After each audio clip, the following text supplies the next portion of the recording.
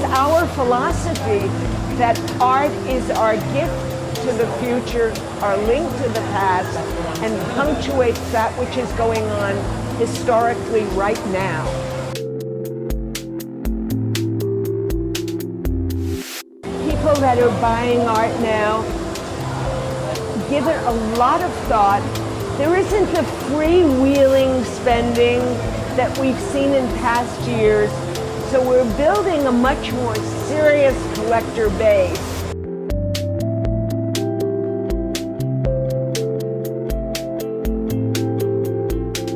In terms of what I see, or whether I was predicting the future in terms of art, I think that we are going to see more technological, more mixed media kinds of work.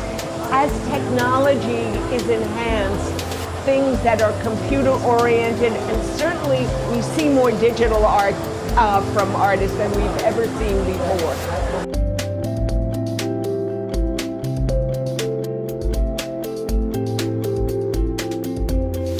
The selection of artists that we have are diverse.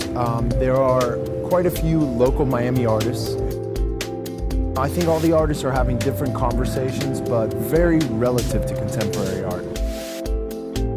Fred represents artists that are not just worried about selling their work, they're worried about dealing with contemporary art issues and jumping into a conversation that is relative to the time, you know, not just to sell the piece.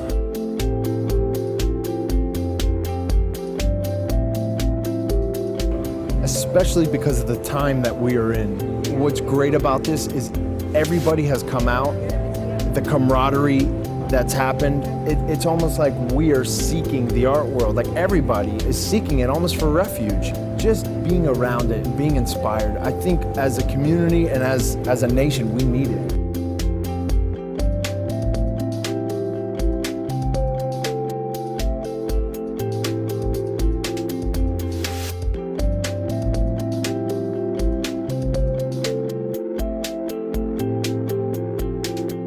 Art Miami is clearly the anchor fair of the city of Miami. In this fair you have a really great depth and breadth of different galleries from around the world. I think we have 17 different countries represented, over 2,500 artists. You have everything from cutting edge to mid-career, career artists. There's just, I mean, every contemporary artist of importance is at this fair. So the fair has a nice diversity and depth to everybody who's exhibiting, and it has a little edge to it, but we don't fall off the edge. It's very accessible for all those who come in.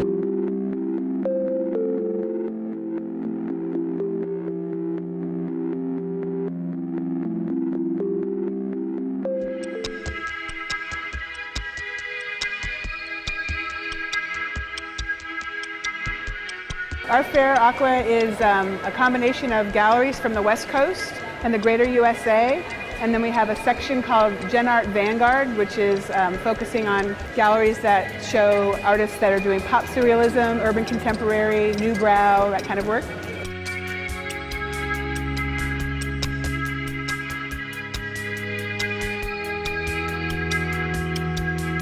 We have a pretty broad range of work this year. The market seems to be pretty broad, so we're not focusing in a particular direction. It's more about finding galleries from all different cities around the USA and some from Canada. We have one from Osaka.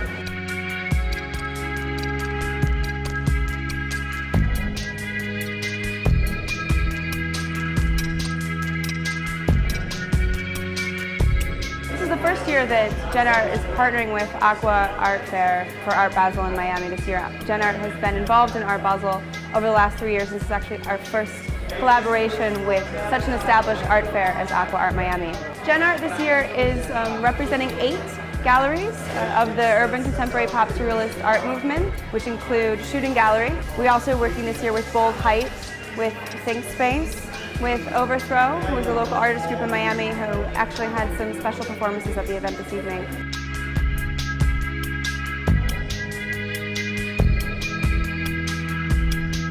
I feel like a lot has changed in a way. The most obvious thing is that the whole underground movement, and that includes pop surrealism, street art, lowbrow. I feel like we're really at the beginning of a new era of where all of it's just coming together, merging into something completely new and exciting.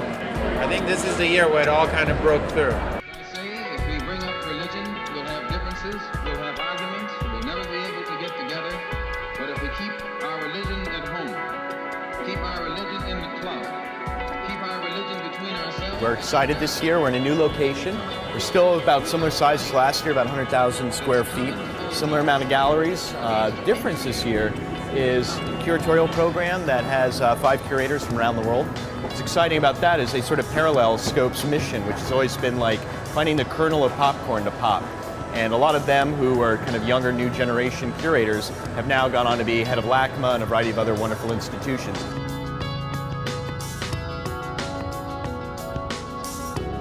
There's an interesting trend I'm seeing this year. There's a lot of large wood, heavy sculpture that people get used to seeing photographs and walking by them and moving quickly and sort of snapping and sucking things in. And at Scope this year, I'm seeing a lot more work that you have to spend time with, and I'm seeing a lot more patience, focus, and deliberate intention in the work. And it's a lot more hopeful, it's a lot more mythical, it's mystical. It's as if people are finding pearls of wisdom.